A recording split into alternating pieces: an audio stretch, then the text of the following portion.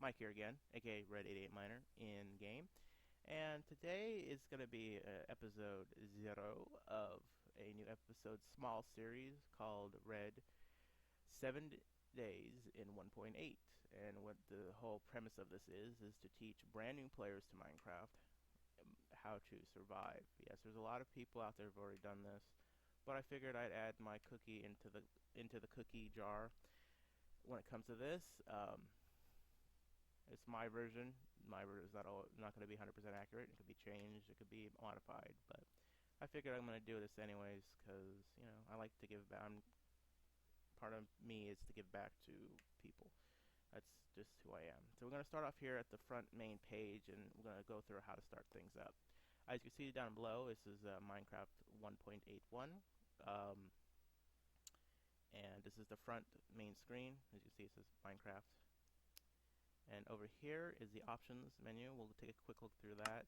This is where you'd go through and adjust your music and sounds, which would be in here. You could use this as any slider.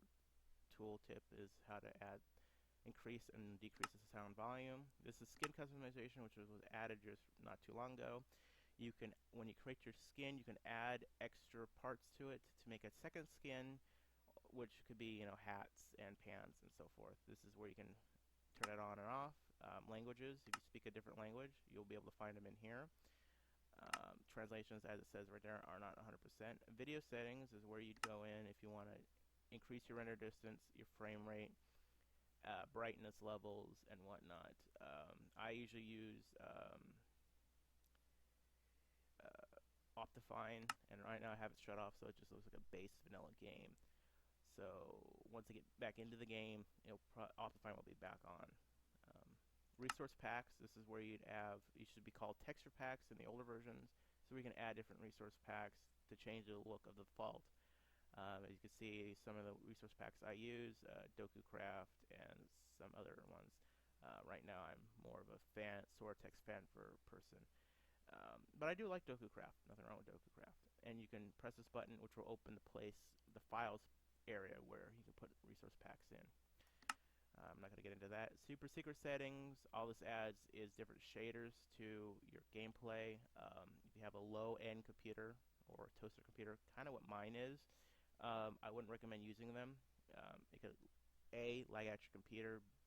It possibly could cause a crash, depending on how bad your computer is.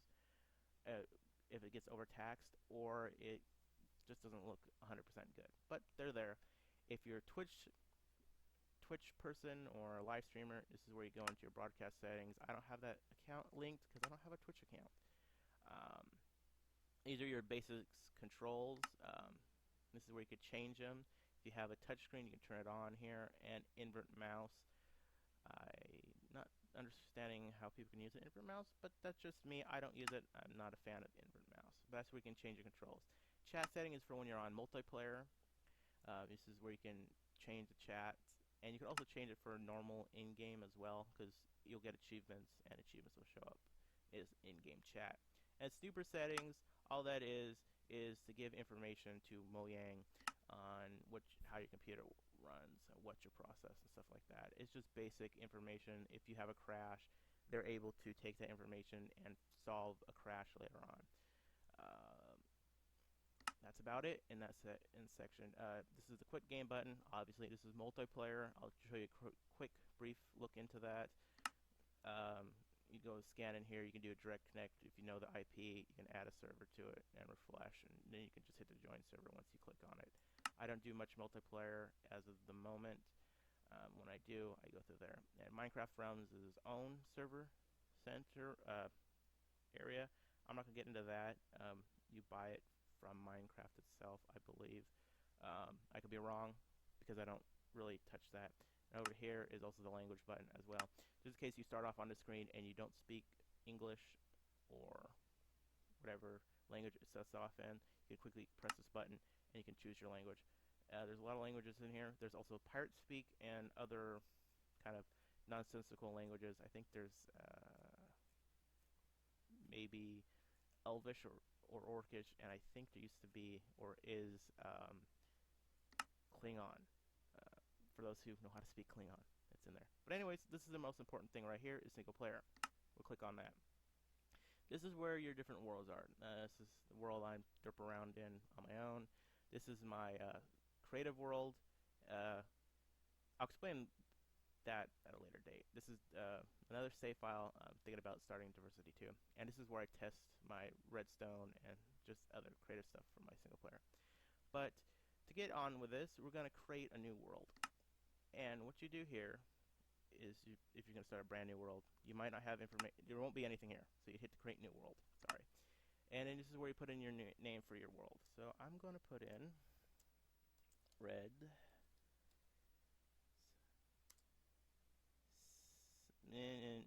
7 days in 1.81, or really 1.8. There wasn't really much added in 1.81.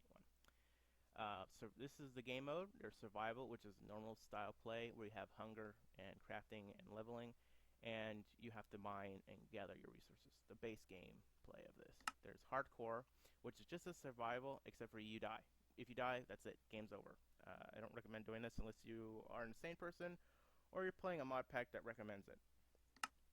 I don't play much hardcore because it's just not fun if once you die, because you can die a lot, especially in your first 7 days. And then creative. Creative is just as it is. You get everything you want. You get all the blocks in the game, and you can fly around. You can do whatever you want, and you instantly destroy blocks, as it does say right there. Creative is good for if you're testing out things, say redstone, or testing out a build. I recommend making a creative world and doing your information there because you can get all the blocks you need and you can do it a lot faster than you would do it. And you can take a look at it and judge, is this going to be right for what I want to do in the game? More world options. This is a seed. Normally you'd leave it blank. It gives you a random seed. But if you know a seed or you have a seed, go ahead and put it in there. I'm not going to put a seed in here. I'm just going to do a random roll of the die and see what I get. Hopefully I'll get a good land value. Generate structures on. This will give you villages, dungeons, and other items that are populated in the game. Turn it on or off. I leave it on because it adds to the game. Yeah, kind of boring without it. I've played without the villages, dungeons, and whatnot. Without the villages and mine shafts and whatnot, it is boring. But it was interesting to play at that time period because there wasn't anything to know about other than dungeons. World types, default is just playing base vanilla Minecraft. Super flat is if you're going to do creative world, I recommend doing super flat. There's no mountains, no terrain.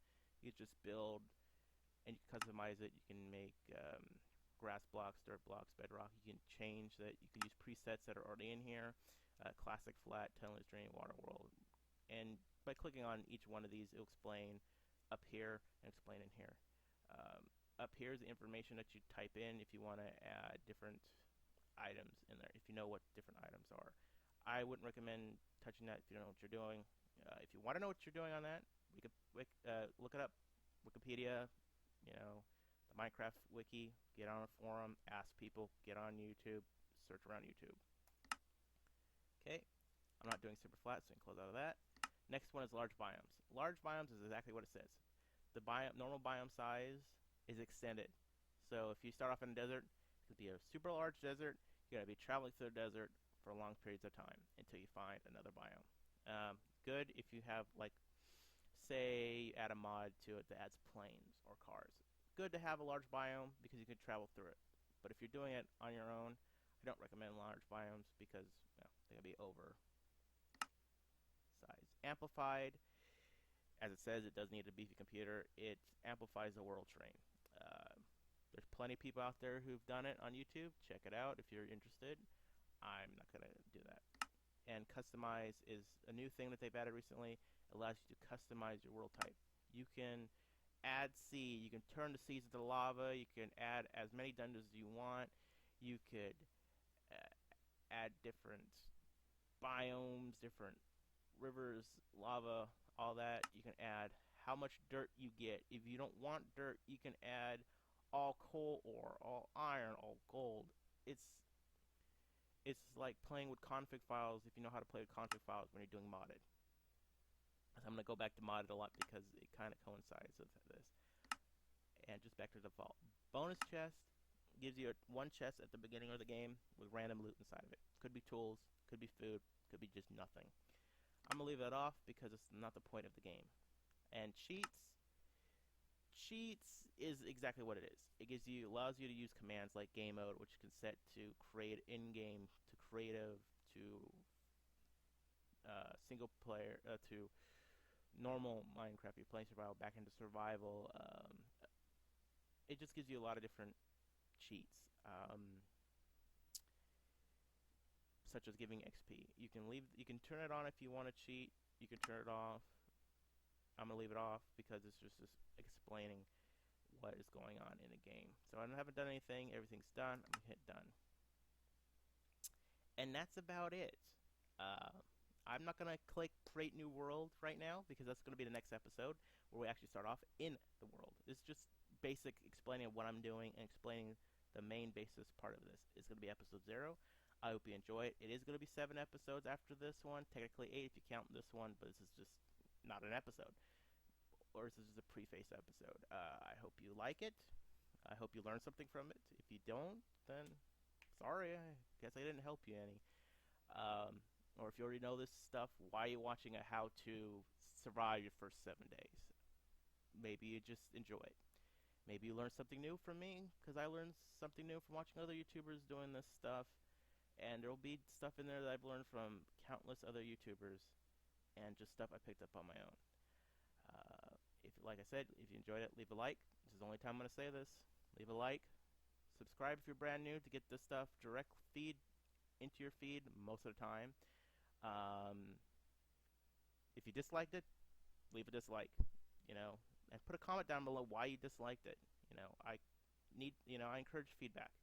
If you disliked it because you just hate the sound of my voice, well, okay, you hate the sound of my voice, but let me know down below. And as I said, leave a comment. Below is my Twitter information. They start with a T. And an email address. We can get a hold of me either way. Twitter, good place to find me. It'll let you know when I got new vids coming out. It'll let you know into my freaking crazy ass life if I have a crazy ass life, which I really don't. And it's a good way to communicate with one another, because eventually if you get a lot of people watching your stuff and you have a lot of comments down below, your comments can be lost. So I suggest following me on Twitter. But other than that, I hope you enjoyed. Have a good day and see you later. Bye bye.